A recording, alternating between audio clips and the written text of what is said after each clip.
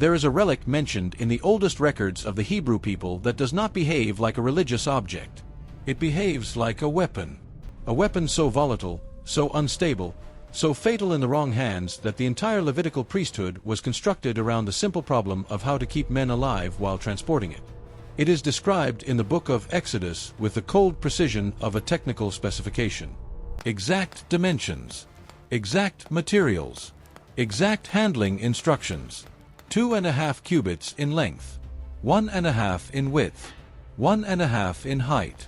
Acacia wood, encased entirely in pure gold, inside and out.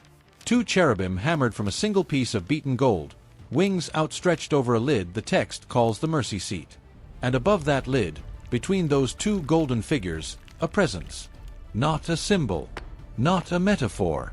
A presence that the priests called the Shekinah, and that the men who came near it without authorization simply called death. Most people have been taught to picture the Ark of the Covenant as a sacred chest, a holy reliquary, a spiritual heirloom. That image is not wrong, but it is incomplete, because the same chest that held the tablets of the law also stopped a river mid-flow, leveled the walls of a fortified city, dismantled the idol of a foreign god overnight, struck down 70,000 men in a single plague, and reduced an entire village to ash before sundown. Whatever the ark was, it was not decorative. It was operational. And the further you read into the ancient text, the harder it becomes to deny that the men who built it were not building a sanctuary ornament. They were building a containment vessel. A containment vessel for something the modern world has no vocabulary to describe. The instructions for its construction came not from any human counsel, but from a voice on a mountain.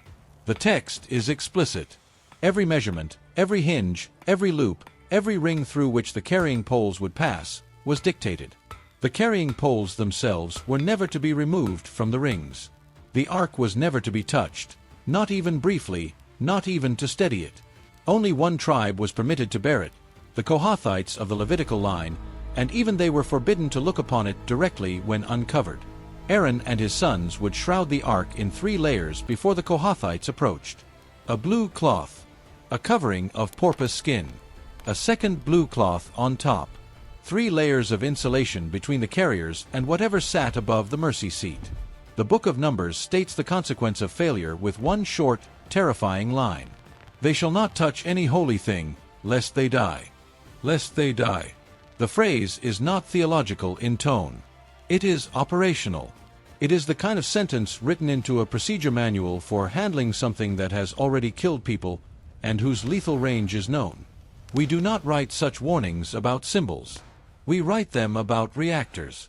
We write them about live ordnance. We write them about substances whose proximity, without protection, ends a human life. The Hebrew priesthood, alone among the religious systems of the ancient world, wrote it about the centerpiece of their worship. And the deaths that followed, generation after generation, proved them right. Consider the first deployment of the ark in active warfare. The Book of Joshua, chapter 3.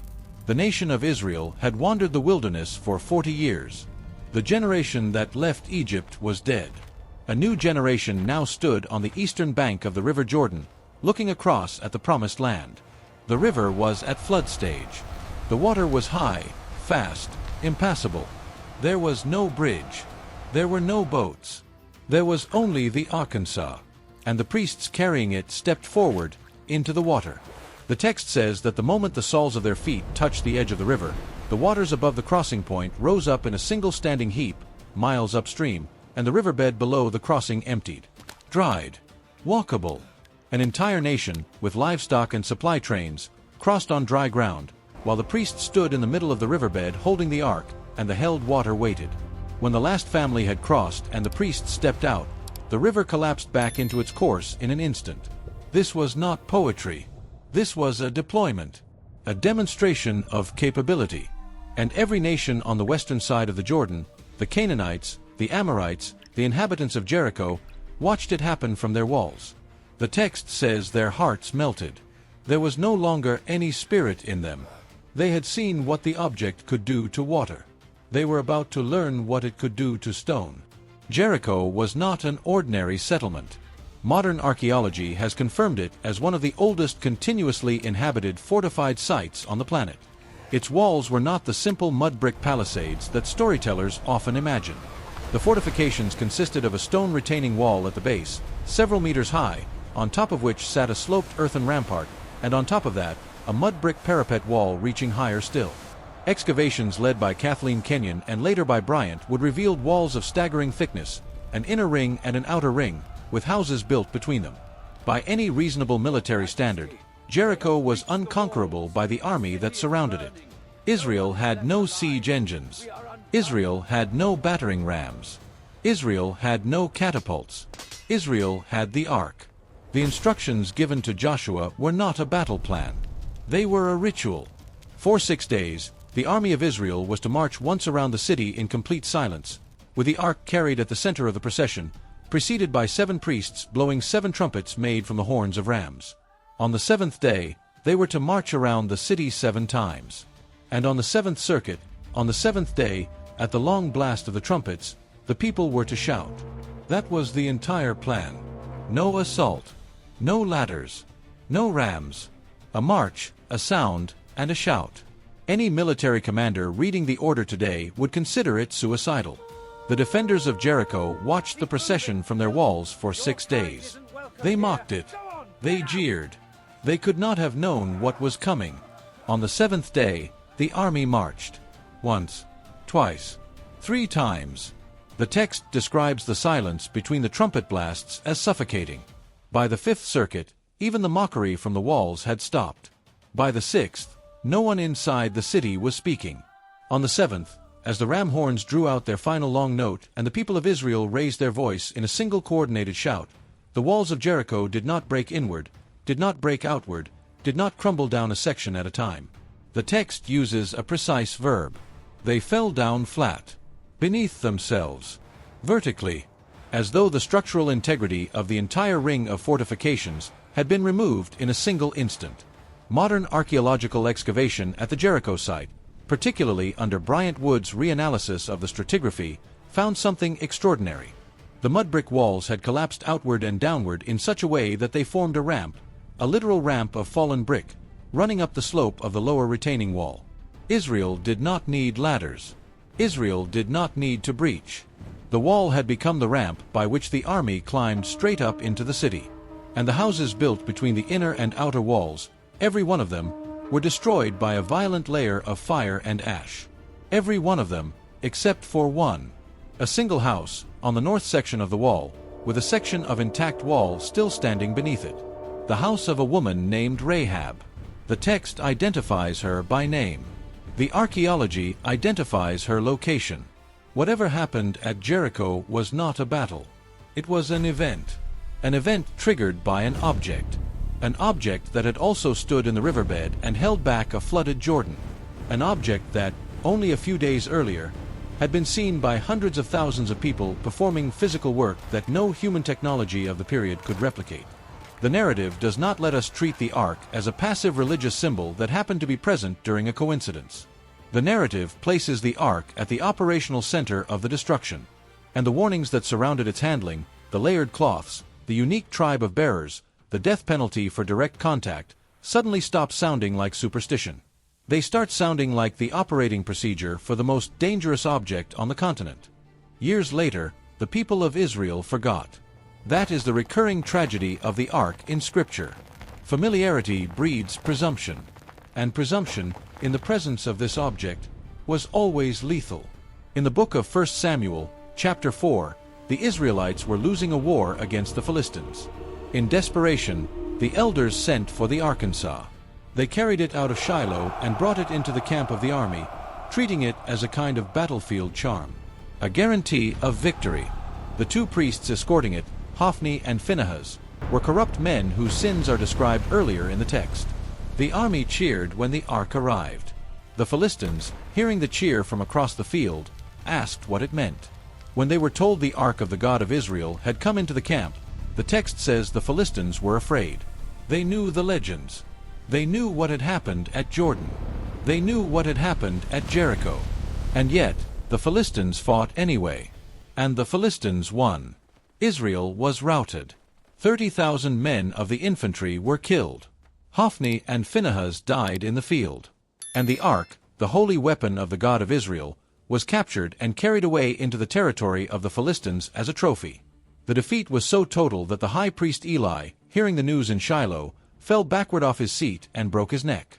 His daughter-in-law, the wife of Phinehas, went into labor at the news and died giving birth, naming the child Ichabod, meaning the glory has departed. The story should end there. A nation crushed, its God defeated, its sacred weapon paraded as plunder. But the story does not end there.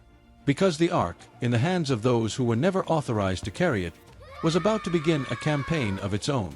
The Philistines brought the ark to the city of Ashdod. They placed it inside the temple of their chief god, Dagon, a deity worshipped as half man, half fish, the lord of grain and of the sea. They set the ark beside the idol of Dagon as a captured prize, signaling to all of Philistia that their god had triumphed over the God of Israel. The temple doors were sealed for the night. When the priests of Dagon opened the doors the next morning, what they found was not a triumph. The idol of Dagon had fallen forward, face down, on the floor in front of the Arkansas, as though prostrated, as though forced to its knees. The priests, alarmed, set the idol upright again, made offerings, and resealed the temple. The next morning, the idol was on the floor again. But this time, the head of Dagon had been broken off. Both hands had been broken off. They lay severed, on the threshold of the temple. Only the trunk of the idol remained, mutilated, in front of the ark. The text states this matter of fact, with no commentary. The image is its own commentary. A foreign god, dismembered overnight, by no human hand. And then the plague began. The people of Ashdod broke out in tumors.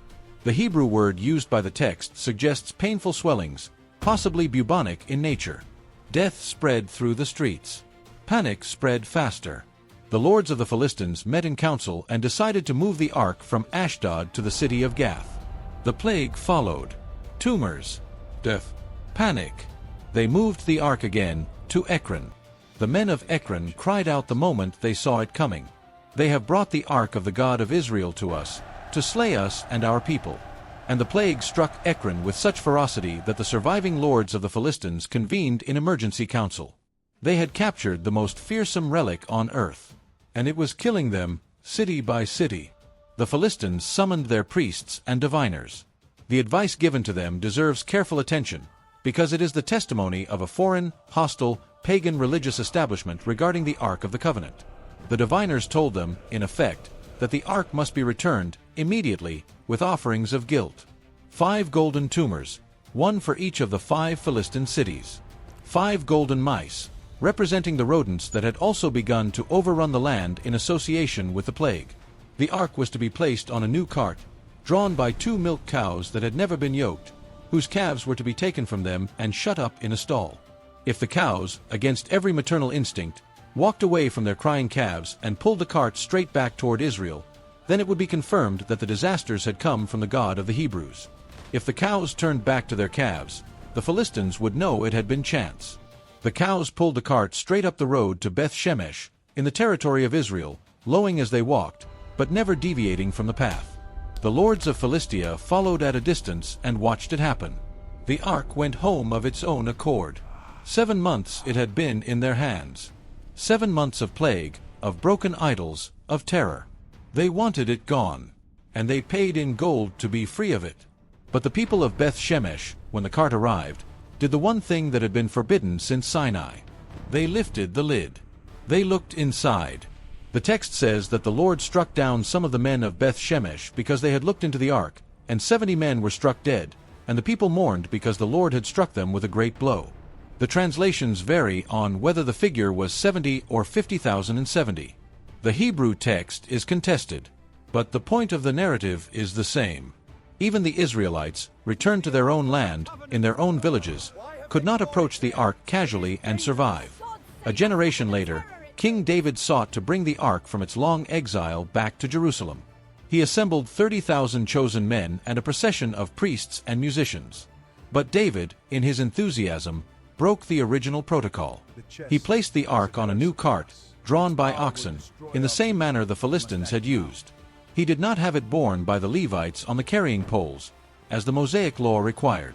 The procession set out with celebration, with singing, with instruments. And then the oxen stumbled. The cart shook. The ark tilted. A man named Uzzah, walking beside the cart, reached out his hand instinctively to steady it.